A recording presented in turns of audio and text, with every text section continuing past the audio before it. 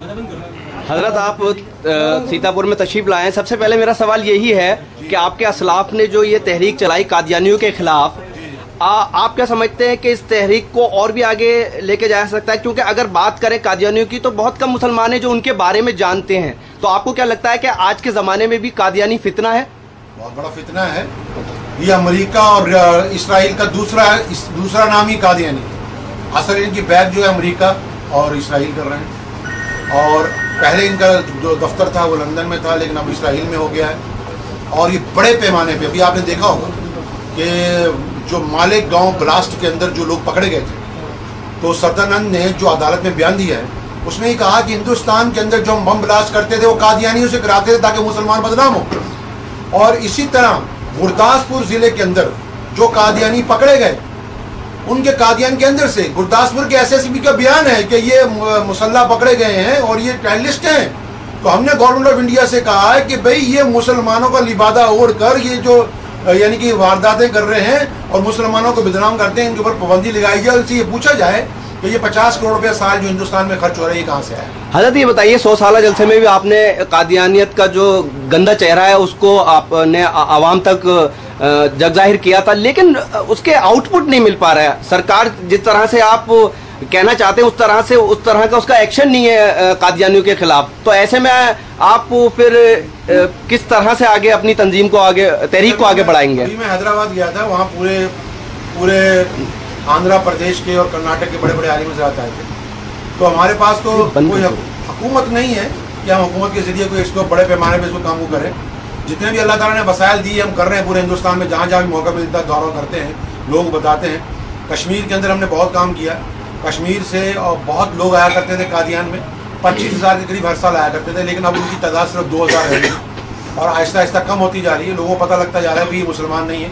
और इसी तरह उन्होंने गाँव देहातों में जाके बताया कि भी अपना ईमान बचाइए, इनके पैसे मत लीजिए, समझे नहीं। अपनी पहले ये हुआ करता था कि 3,000 बच्चे कादियान के अंदर हर साल दाखिला हुआ करता था, जिनको वो 1,500 रुपये महीना देती थे कादियानी, और उनके प्लस उनके माँ बाप को 5,000 रुपये। तो हमने जाके जब लोगों को बताया कि भाई ये मुसलमान नहीं है, ये मुसलमानों का लिबादा ओढ़ के आपके पास आ रहे हैं, आपको अल्लाह के प्यारे नबी सल्लल्लाहु अलैहि वसल्लम से मोहब्बत है कि इनसे मोहब्बत है, तो लोगों ने अपनी बच्चियाँ भेजनी बंद कर दी, बच्चे भेजने बंद कर दिए। तो उनका जो स्कूल था वो बंद हो गया। तो इसी तरह उन्होंने नई टेक्निक के जरिए अभी जब उनका जलसा होता है तो अगर 250 आदमी होते हैं तो कंप्यूटर के जरिए उसको बार बार पीछे करके दिखाया जाता है कि बहुत लोग हैं, जबकि ऐसी कोई बात नहीं है। वहाँ बड़ी तादाद में कोई लोग नहीं आते।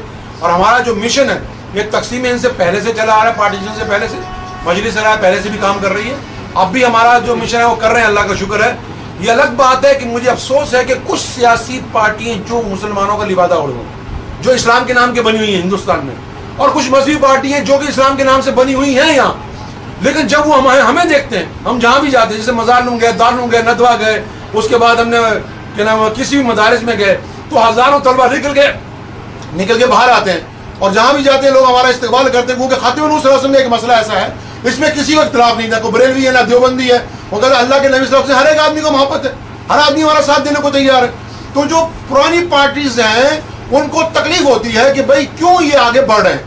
हमने हमारे से अगर कोई सवाल पूछता तो हम वो यही कहते हैं भी हमारे बुजुर्गों को खिला दे भाई, ये अच्छा काम कर रहे हैं, हमारे इनसे कोई लड़ाई झगड़ा नहीं है। तो हम बड़ी तेजी से अल्लाह ताला काम करें, इंशाल्लाह एक वक्त आएगा, आप देखिएगा पूरे हिंदुस्तान के तमाम जिलों में मजलिस कायम होगी और काम करते रहेंगे। एक सवाल ये मैं आपसे कर रहा हूँ कि जैसा कि आपने बताया कि कादियानी जो है जो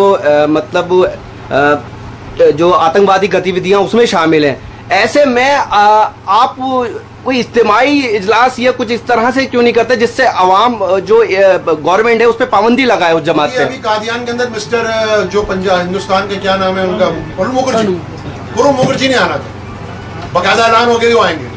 हमने क्या किया कि पूरे पंजाब में तमाम डिस्ट्रिक्ट के अंदर, हरियाणा पंजाब 2 सूबे जो थे वो ज्यादा ज़ेर असर थे, पूरे पंजाब के कोई डिस्ट्रिक्ट कोई गाँव नहीं छोड़ा जहाँ मुसलमान और अहरार के रजाकारों ने मुजाहरा नहीं किया। गवर्नमेंट को मजबूर होना पड़ा। तीसरे दिन में गुरु मुखर्जी ने कहा, मैसेज कन्वे किया हमें कि मैं नहीं आ रहा। इंटेलिजेंस ने लिख के भेज दिया कि अगर आप वहाँ चले गए तो पूरे हिंदुस्तान का मुसलमान आपका मुखालिफ हो जाएगा। हमने उनको बताया कि ये गद्दार हैं, इनकी वजह से हमारा मुल्क 50 साल देर के बाद आजाद हुआ। अगर कादियानी गद्दारी ना करते तो हम 50 साल पहले आजाद हो चुके होते। और जवाहरलाल जी ने जब लंदन से वापस आए तो ये बात कही थी कि भाई अगर देश को आजाद कराना है तो हमको कादियानियों को कमजोर करना पड़ेगा। तो ये अंग्रेज के टाउट हैं, गद्दार हैं, इनसे हमें, इस्लाम को तो सबसे बड़ा खतरा है ही, लेकिन इससे हमारे मुल्क को भी खतरा है। और ये क्या करते हैं, जब हिंदुओं के पास जाते हैं जब कृष्ण महाराज हैं, फिर सिखों के पास जाते हैं हम तो गुरु नानक जी हैं, समझे नहीं। ईसाइयों को कहते हैं ईसा अलैहिस्सलाम है। इनका कोई मजहब नहीं, कोई दीन नहीं है।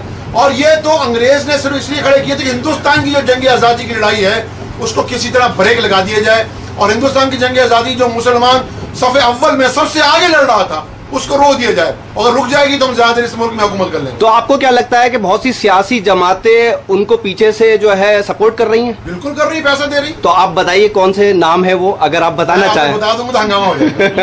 एक सवाल आपसे ये करना चाहूंगा, स्वामी अग्निवेश आपके अखबार में आया था कि स्वामी अग्निवेश पहले आपके जलसे में आए थे या फिर उनके जलसे में पहुंचे, तो आपने कहा कि स्वामी अग्निवेश का चेहरा नजर आया। जलसे में नहीं आए थे, जमीयतुल उलमा के जलसे में आए। जी जी, दिल्ली में जी। और फिर उसके बाद फिर वो कादियान के अंदर गए, तो हमने उनकी मुखालफत की जी कि भी आपके दो चेहरे हैं जी। वहां और कादियान में जाके कहा कि मुझे तो इससे अच्छे मुसलमान नजर ही नहीं आए, नौज़बिल्लाह। अच्छा, ये लफ्ज कह दिया उन्होंने वहां जाके। तो स्वामी अग्निवेश को आप कैसा देखते हैं? अन्ना टीम से भी वो बाहर हुए हैं अभी। तो बिल्कुल एक घटिया किस्म का इंसान है, वो हर जगह जाकर अपने लवादा बदल लेते हैं, जहां देखा वहीं टोपी बदल ली, बस और क्या उनके अलावा। एक सवाल और ये करना चाहूंगा, पिछली बार आपने बादल गवर्नमेंट को सपोर्ट किया था लेकिन शायद इस बार नहीं किया है, तो ऐसा नहीं लगता कि आने वाले 5 साल जो हैं आपको, जो आपने काम करवा लिया करते थे मुसलमानों के लिए, वो काफी जद्दोजहद वाले रहेंगे? देखिए, हम तो कर रहे हैं काम, अल्लाह का शुक्र है कि पंजाब के अंदर जितने भी लोग हैं, चाहे जितने ऑफिसर हैं, सब लोग इज्जत करते हैं। और एज ए मकसद ये है कि पार्टी बेसिस के ऊपर नहीं, एज ए शाही इमाम पूरे पंजाब की तमाम पब्लिक, वहाँ की इंतजामिया हमारी इज्जत करती है, और किसी को भी जो कोई काम कहते हैं वो करते हैं। एक आखिरी सवाल ये करना चाहूंगा, जो उम्मत है इस वक्त बहुत ज्यादा बिखर चुकी है, कोई देवबंदी में, कोई बरेलवी में, लेकिन आपने एक 100 साला जश्न में एक झंडा बुलंद किया खत्म नबुव्वत का, उसमें सारे मसलक के लोग आए। तो आप कुछ और आगे इस तरह की तहरीक चलाने वाले हैं जिससे कौम का शिराजा जो है कम से कम फलाई तौर पे, मतलब वो कुछ करना चाहे वो ना बिखरे? पता क्या बात क्या है, जब तक मुसलमानों में एक ऐसी जमात ना खड़ी हो जो अपना सख्त मौक़िफ़ रखती हो।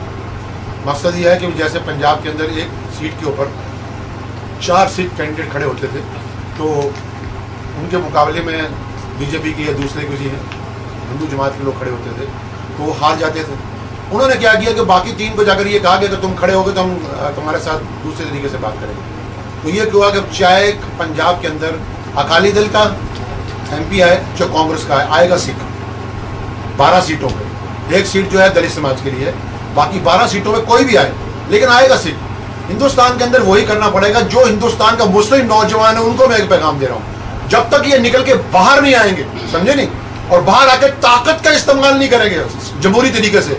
और ताकत का इस्तेमाल कैसे हो कि जो आदमी गड़बड़ कर रहा हो मुसलमानों के अंदर और जो इंतशार मिला रहा है उसको पकड़ के जबरदस्ती बिठाएं, और उसके बाद एक ही आदमी को खड़ा करें, तो मैं समझता हूँ कि हिंदुस्तान की पार्लियामेंट में 250 मेंबर पार्लियामेंट जीत के आ सकते हैं। तो मुसलमानों को कम से कम एक अपनी सियासी जमात बनानी चाहिए क्या? बनानी चाहिए, और सियासी भी साथ ताकतवर भी होनी चाहिए, जिसका नाम डंडा भी हो, साथ में डंडा भी इस्तेमाल करें। तो उसमें ऐसा तो है नहीं सब जगह मुसलमान अक्सरियत से है, वो अपनी जमात बनाकर कहीं से अक्सरियत के अंदर ना भी हो, लेकिन 33% मुसलमान की 250 पार्लियामेंट सीटों के ऊपर हमारी वोट है। अगर हम लोग किसी से अलायंस करते हैं, अगर सोनिया गांधी जी अलायंस करके प्रधानमंत्री मनमोहन सिंह को बना सकती हैं, तो मुसलमान भी अगर 125 MP जीतते हैं, तो क्या हिंदुस्तान का प्रधानमंत्री मुसलमान नहीं आ सकता अगर सिखा सकते हैं? तो हम माने कि 2014 का जो आम चुनाव होगा उसमें आप कुछ इस तरह की तहरीक जरूर करेंगे, लाएंगे। ये असल में बात यह कि हिंदुस्तान का मुसलमान पीरों में फंसा हुआ है, हम पीर नहीं है।